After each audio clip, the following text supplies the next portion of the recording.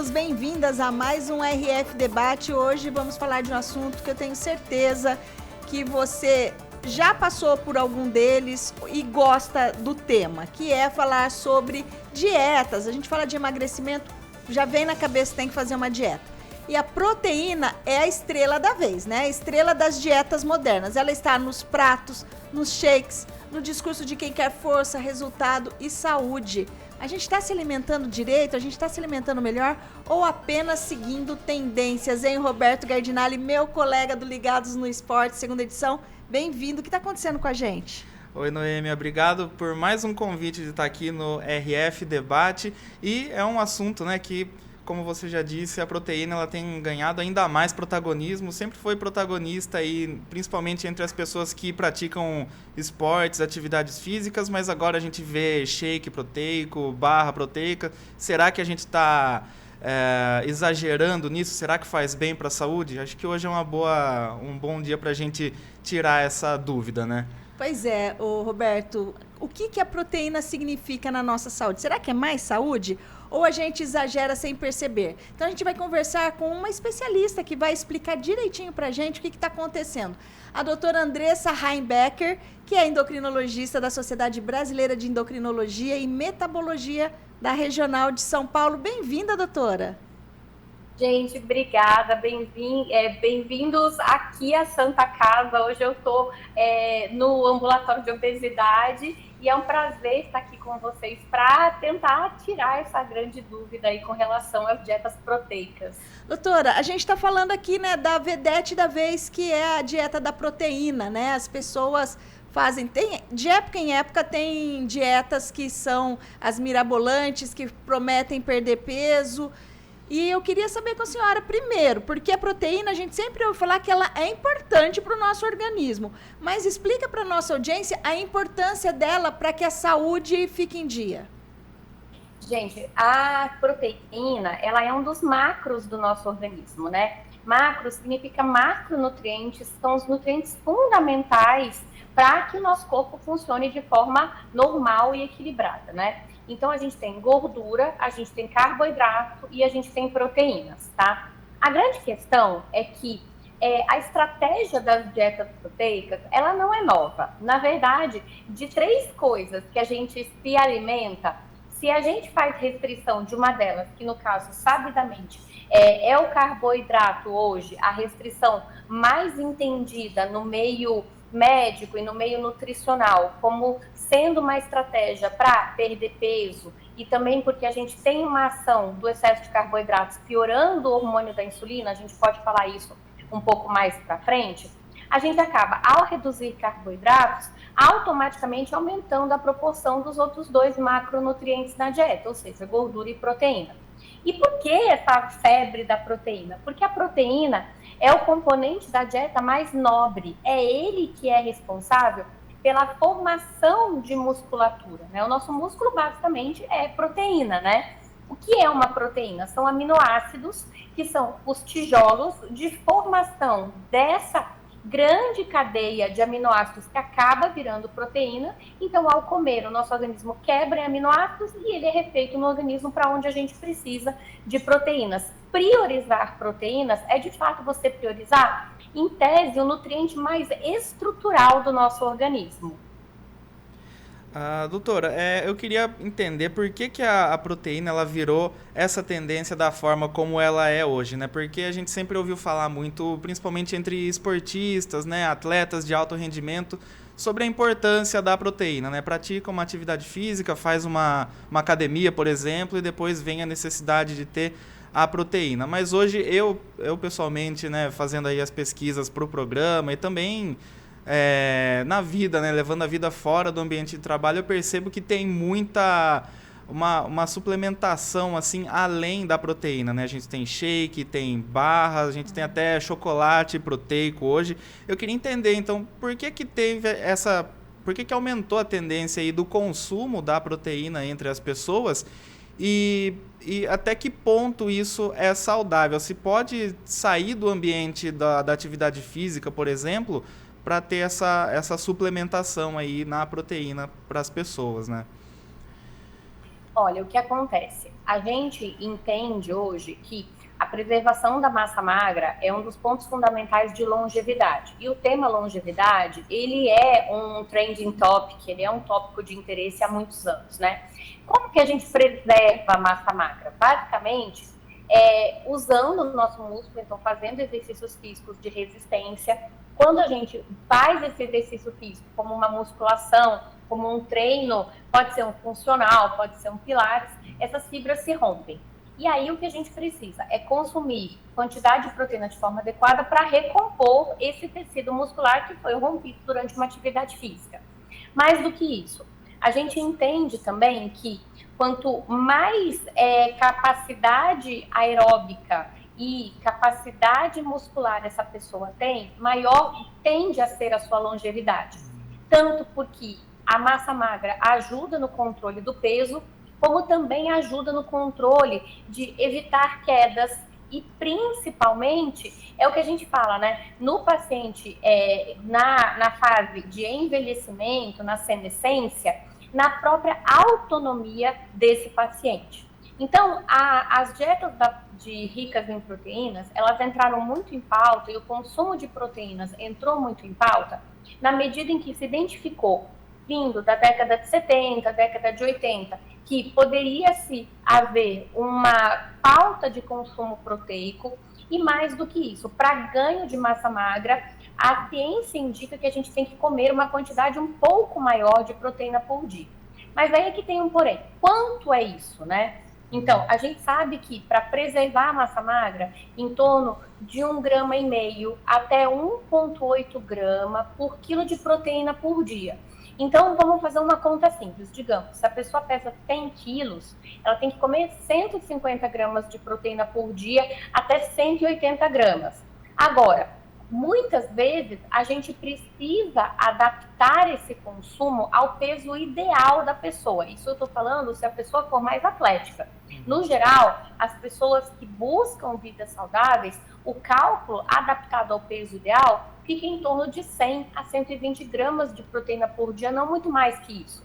Só que a gente entende também que essa preocupação com longevidade, com mobilidade, com preservação de massa magra, desenvolvimento de músculo, a ideia de que quando você faz atividade física você precisa repor uma quantidade de proteína, leva a ter uma indústria toda voltada a prover alimentos que sejam enriquecidos com proteínas. E aí a gente tem o whey, a gente tem os iogurtes proteicos, e a gente vai ter uma infinidade de outros alimentos que vão ser mais beneficiados com relação a uma maior quantidade de proteína.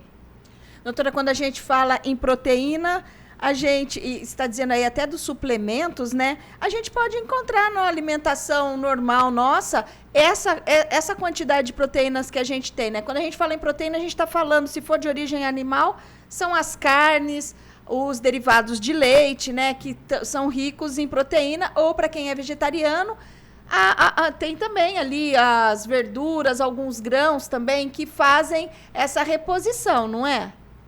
A gente fala principalmente dos vegetarianos, dos grãos nobres, né? Então, quinoa, o próprio feijão, ervilha, lentilha, grão de bico. E a gente acaba orientando as combinações, por exemplo, tofu com quinoa, grão de bico com lentilha, e aí a gente vai, junto com a nutricionista, ou nutricionista, obviamente, precisa de um acompanhamento nutricional para poder fazer com que eu tenha uma verdura também que é bastante legal, é a Ora Pronobis, nossa, brasileiríssima aqui de Minas Gerais, né? Que é bastante rica em proteína, então a gente consegue fazer essa conta diária da necessidade de proteína e, obviamente, fazer essa reposição aí para os pacientes vegetarianos e veganos, né? No geral, o que eu sempre falo para os pacientes suplementar significa ajudar aquilo que o paciente não consegue na dieta normal dele. Ovo, olha aí, vocês estão mostrando grão de bico, já mostraram carninha, a gente tem frango, então carne, peixe, frango, derivados do leite, tudo e todos eles são fontes proteicas. Então a ideia é que a dieta de base, ela seja uma dieta que tenha uma fonte proteica em cada refeição. Uma outra questão que é importante a gente destacar é o equilíbrio da quantidade de proteína em cada refeição. A gente sabe que o nosso organismo não absorver muito mais de 30, 40 gramas de proteína por refeição. E muitas vezes a gente vê receitas por aí com 60, 80 gramas de proteína por porção, que acaba deixando a refeição muito calórica. A proteína não deixa de ter suas calorias, cada grama tem 4 calorias, e a pessoa não vai conseguir absorver tudo isso numa refeição só. Tá certo, doutora. E isso tudo traz um risco para a saúde, porque se a pessoa ela consome a proteína, né? Porque tem gente aí que vai exagerar no bife, porque tem proteína, vamos exagerar na carne, né? Vamos comer só carne daqui para frente. E daí também, não contente com isso, será que realmente é isso mesmo? Vai lá e suplementa em cima. Isso causa também um risco, porque a proteína, ela é boa, como você disse, ela refaz as fibras musculares, ela é importante pra gente. Mas o excesso dela, para quem está buscando uma saúde, pode acontecer? Pode sim. A gente vê muito comumente, às vezes, pessoas que entram em processo de treino para justamente tentar uma hipertrofia, colocar quantidades muito altas de proteína. E a gente precisa principalmente avaliar o funcionamento do rim, do fígado e, obviamente, a constituição da dieta dessa pessoa. Porque muitas vezes a proteína ela não vem sozinha. Ela vem junto com gordura, né? Você pega, por exemplo, uma proteína de origem animal, um bife em torno de 100 gramas, ele vai ter em torno de 20, 30 gramas de proteína. O que significa que muitas vezes as pessoas falam, mas eu tô comendo 100 gramas de um bife. Logo, eu vou comer 3 bifes e eu já bati minha meta. Não, você vai comer 3 bifes, você vai ter em torno de 60 a 90 gramas de proteína. E muitas vezes você não vai conseguir absorver tudo isso de proteína, mas vai entrar também muita gordura concomitante. A lógica aqui, gente, para quem está assistindo a gente, é pensar em diversificar. Quanto mais você diversifica a sua dieta, mais chances você tem de acertar. Então, assim, não é aquele café da manhã com ovo todo dia. É mudar um queijo cottage, é colocar um omelete de clara, é pensar eventualmente numa quinoa refogadinha no almoço, junto com, por exemplo, um peixe, um frango. É você sempre priorizar o olhar da proteína como saúde, como longevidade, como ferramenta para te ajudar a construir uma massa magra, mas evitando os exageros e evitando também o consumo de suplementação sem orientação médica e nutricional, tá? Eu vejo muito paciente meu que às vezes quer nessa ânsia, estou treinando, estou me sentindo bem, está usando quase 100 gramas de whey protein todo dia, não consegue nem absorver e acaba de fato sobrecarregando a parte renal. Doutora, a gente vai para o intervalo rapidinho, daqui a pouquinho a gente volta falando sobre a dieta da proteína, os benefícios, os riscos para isso e as influências para as pessoas que estão seguindo essa dieta. Não saia daí.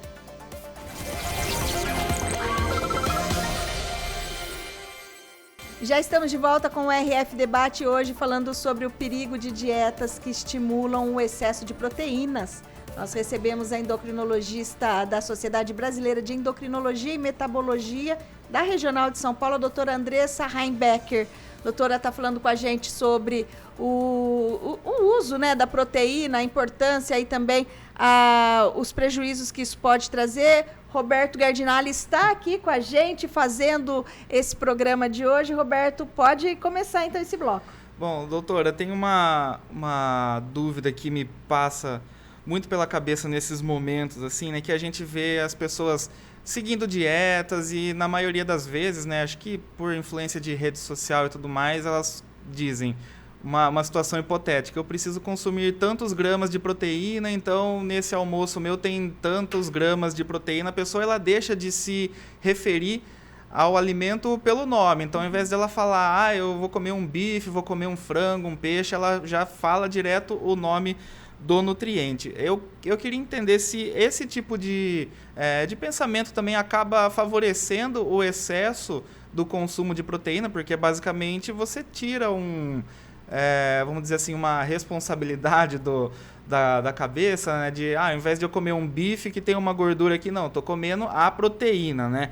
E com base nisso também eu queria saber como que está o consumo da proteína no Brasil. Se o brasileiro, no geral, tem exagerado nesse consumo de proteína ou se ainda está dentro de um limite aceitável para uma dieta balanceada. Bom, eu vou começar respondendo essa pergunta do começo para o fim, então. Vamos lá. Eu, como médica, eu gosto quando as pessoas pensam em proteína, gordura e carboidrato. Significa que elas estão tendo uma noção do que elas estão colocando no prato. Eu sei que muitos chefes de cozinha defendem que você não come proteína, ou que você come uma carne, um peixe, um frango, enfim. Mas a pessoa ter noção de que aquela carne tem proteína e tem gordura, e ela sabe o que ela está comendo, para mim faz muita diferença. Eu tinha paciente que até 5, 10 anos atrás, eu tenho um tempo já de consultório, que não tinha ideia que, por exemplo, o ovo era proteína. Se vocês forem há 15, 20 anos atrás, a gente não tinha tanta informação sobre qualidade alimentar. E aí eu já vou dar o gancho para a próxima pergunta sua, que foi: o brasileiro realmente está comendo excesso de proteína? E eu vou te dizer, depende da região do Brasil que você pega. O nosso Brasil ainda é um país com uma insegurança alimentar muito grande, principalmente nas regiões mais afastadas das capitais e até em regiões específicas das nossas capitais. O que significa que, por exemplo, eu pego muitos pacientes que têm uma renda mais reduzida, esses pacientes eles não conseguem nem de longe pensar em bater meta proteica. A alimentação, eu brinco, ela é bolacha de água e sal, pão francês, arroz e linguiça. A gente tem aqui no Brasil uma discrepância muito grande entre o que é visto nas redes sociais do que efetivamente acontece nos grandes centros, né? E também nas regiões mais afastadas dos centros. Então, a gente tem que botar em perspectiva isso. O brasileiro, ele ainda tem uma alimentação, segundo a pesquisa de orçamento familiar a mais recente, ainda uma alimentação muito adicionada de óleo e de açúcar. A gente tem famílias que consomem 5 quilos de açúcar para 4 semanas no mês. A gente tem famílias que consomem muito mais de 1 litro de óleo para 4 pessoas no mês. Então, a alimentação média do brasileiro é ainda uma alimentação muito pobre nutricionalmente. Então, a pessoa entender que, sim, um ovo ok e tudo bem para a saúde proteica dela, a gente evita, inclusive, os casos de desnutrição moderna. Hoje, no Brasil, é muito raro a gente ter aqueles casos de desnutrição que a gente via no começo da década de 80. Mas a gente percebe desnutrição de qualidade alimentar, de micronutrientes. Um outro nicho populacional que, às vezes, sofre muito com essa desnutrição, que eu brinco que é uma desnutrição silenciosa, são os idosos, né? Então, os idosos, eles acabam preferindo alimentos de mais fácil digestão, como batatas, como macarrão, como arroz, e não priorizam a parte mais nobre da dieta mesmo. Então, eu vou te dizer que eu vejo uma discrepância muito grande. Quando eu estou no ambulatório de um serviço público, por exemplo, os pacientes mal batem meta. Quando eu estou num serviço um pouco mais diferenciado, a gente vê os pacientes, de fato, gastando muito e dedicando muito com excesso de proteína que eles não precisariam ter. Então, o que eu acho que é interessante é a gente falar mais, a gente trazer mais informação para essa população, para tentar fazer com que as pessoas consigam, no dia a dia ali, dar pequenos passos para grandes mudanças com relação à qualidade alimentar. Até nessa questão, né, doutora, de insegurança alimentar que você colocou, parece que a receita é tão simples, né? Se você tiver no seu prato arroz, feijão, salada e uma proteína, seja ela uma carne ou um grão ou até o ovo, né, você já está sendo bem alimentado. Mas quando você levanta essa outra questão de que a falsa desnutrição, que não é aparentemente, a gente parte para essas coisas, de que as pessoas se alimentam mal, comem salgadinho, comem biscoito recheado, né, que é uma dieta pobre em nutrientes, que consegue até ter um sobrepeso, mas que está desnutrido. Isso pode acontecer, né? Pode, é muito comum. Muitos pacientes com obesidade que eu trato são pacientes que têm múltiplas deficiências de vitamina, ferro, B12, ácido fólico, vitamina D, vitamina C. Isso acontece muito também por conta que vocês veem o grau de discrepância. Um whey protein, muitas vezes um pote de whey protein custa 200, 300 reais. Você transforma isso em ovo, né? Ovo também é bom, né? Transforma isso num ponto como um arroz e um feijão. Você consegue fazer uma boa nutrição. Então, eu acho que a gente precisa agora, a gente está com o pêndulo muito para cá, né? Então, a gente precisa entender que agora a gente tem que trabalhar com nutrir de verdade. Nutrir não é suplementar, nutrir é comer bem. As melhores dietas das Blue Zones, das zonas de grande longevidade do planeta, elas estão associadas com estilo de vida e comida. A dieta mediterrânea, a dieta da região de Okinawa, são dietas extremamente equilibradas do ponto de vista proteico e de antioxidantes também. E não são dietas caríssimas, né? Bom, e nessa questão da insegurança alimentar, né, já pegando esse gancho, assim, o que mais falta para o brasileiro, assim, o que a senhora vê o que falta realmente, onde precisa focar mais, questão de outros nutrientes, qual que é a visão da senhora sobre isso, né, durante aí suas pesquisas e o seu trabalho? O que eu enxergo muito é que ainda o brasileiro, ele tem a questão de adicionar muito. Então, por exemplo, o frango é frito, a linguiça é frita, o arroz é fritinho. Então, assim, isso agrega valor calórico, mas não agrega qualidade alimentar.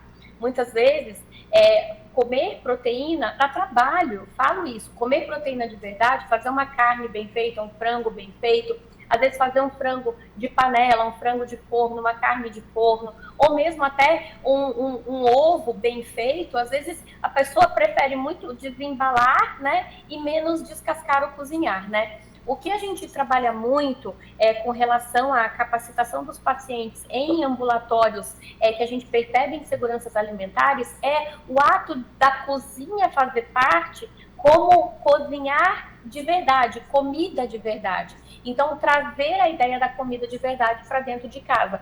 A gente tem um trabalho maravilhoso da classificação dos alimentos de ultraprocessados, né? E hoje aqui no Brasil a gente consegue falar muito sobre essa redução do consumo de ultraprocessados. O primeiro passo, eu sou muito a favor de pensar em proteína, pensar em gordura, pensar em carboidrato, pensar em reduzir ultraprocessados. Efetivamente, tudo que você desembala tem que ser reduzido na sua casa. Mas não desembalar de um saco de feijão, e sim desembalar um bolinho pronto, por exemplo, que você compre no supermercado, que a gente sabe que é rico em aditivos, né? Então, trabalhar com esse processo faz com que a gente tenha situações mais reais e mais saudáveis. E aí, já dando gancho para as dietas hiperproteicas, o grande medo disso é que as pessoas continuem colocando ultraprocessados a mais nas suas vidas. Bem ou mal, o whey protein não deixa de ser um alimento processado, né? Se você colocar outros tipos de bolos adicionados, a gente percebe que são alimentos, bolos adicionados de proteínas, bolos adicionados de eventualmente, vitaminas, tudo isso são alimentos que não deixam de ser industrializados. E a gente tem que começar a trazer isso, de fato, para falar para a população, né? O que de comida de verdade você come? Doutora, nosso tempo já está indo para o final, mas eu gostaria de saber se é verdade isso, né? Muita gente se fala hoje em dia, o organismo está inflamado, eu estou com tal coisa porque eu como muita coisa e a alimentação inflama meu organismo. É verdade que existe, que o organismo fica inflamado? A proteína colabora com isso? Na verdade, é o ganho de peso que colabora para a inflamação do organismo. O que a gente percebe é que a obesidade, a resistência à insulina, o diabetes, a pressão alta, são as condições que efetivamente inflamam o organismo e não uma alimentação única e exclusivamente rica em proteína. Se você fizer uma alimentação rica em proteína adequada para você, que você treine, que você use essa proteína para construir sua massa magra, para preservar você ao longo do seu processo de envelhecimento, a sua jornada na Terra, muito que bom. A questão é que muitas vezes, essas buscas por dietas, elas estão em um contexto que a pessoa está inadequada. É uma pessoa com obesidade e resistência insulínica alta que entra num contexto de uma dieta hiperproteica e mal avaliou o rim dela, mal avaliou o fígado dela. Então, gente, pensar na saúde como um todo. Eu sempre falo isso. Dieta é um pedaço que a gente precisa ter cuidado, mas a gente tem que ter cuidado do organismo como um todo. Coração, glicose, sono, nível de estresse. Se cuidar também faz parte de cuidar a gente como um todo, né? Doutora, muito obrigada, doutora Andressa Heimbecker. Muito obrigada pela sua participação aqui, né? Para que a gente ajudou para que a gente possa refletir sobre aquilo que a gente põe para dentro do nosso corpo e também que haja um equilíbrio, né? Como você disse, às vezes uma refeição normal, que é aquela lá do tempo da nossa avó, ela pode ser mais equilibrada do que o que você gasta para poder repor aquilo que você não come. Muito obrigada pela sua participação. Obrigada, gente. Roberto Gardinali. Então, é isso, né, Roberto? O problema não está... Né, a proteína, ela, sozinha, ela não é o bicho feio, né? A gente que acaba fazendo isso com que aconteça, né? Porque é a gente que propaga, que faz com que ela exista, que ela vire moda, né? E a gente tem aí, então, a necessidade de colocar esse tema para debate, para que a gente possa, então, não viver de modismos, mas que a gente possa se alimentar de forma equilibrada, porque não é só a proteína, né? A proteína em si ela é importante, mas tem outros nutrientes que a gente precisa. Exatamente. A gente sempre tem que, então, procurar aí o que é o mais balanceado para nossa vida, também sempre procurar entender como especialistas, né, o que cada pessoa precisa, porque cada caso é um caso e não dá para a gente viver de modismo, por isso que é tão importante a gente ouvir o que a doutora trouxe para a gente hoje no programa. Muito obrigada porque essa sugestão foi tua, né? Você está preocupado com o que o brasileiro está comendo, trouxe esse assunto para cá para a gente poder debater e que esse tema possa colaborar para que as pessoas em casa façam uma reflexão sobre o que elas estão consumindo e como que elas podem tomar decisões responsáveis que vão refletir ao longo da vida. É isso aí, eu agradeço o convite, mais uma participação aqui no RF Debate, espero participar mais vezes do programa. Já te aguardo, combinado, Roberto. Combinado. A gente vai ficando por aqui, até um próximo RF Debate, tchau, tchau.